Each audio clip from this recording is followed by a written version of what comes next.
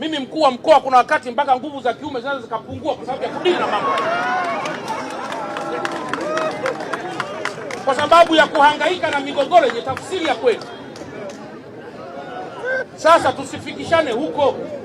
Kwa hiyo ndugu zangu wana Kariakoo, naomba nihitimishe kwa kusema usilitaje bure jina la Mheshimiwa Rais kama huna hakika na unachokisema.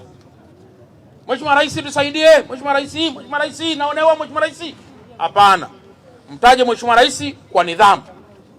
Kwa hiyo nimetoa waraka huo wa kwanza kufanyia kazi hapa. Fanyia kazi, usilete mabounce. Sawa bwana? Wewe fanyia kazi. Jeshi la polisi nimekusha likabidhi kazi kwamba litasimamia usalama wa maeneo haya yote.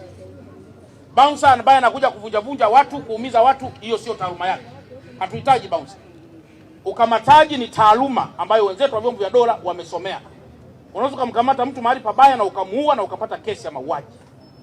Achia wao, watashughulika. Na mtu anayefanya fujo, tafsiri ya mambo yote ya kisheria itafanyika huko mahakamani.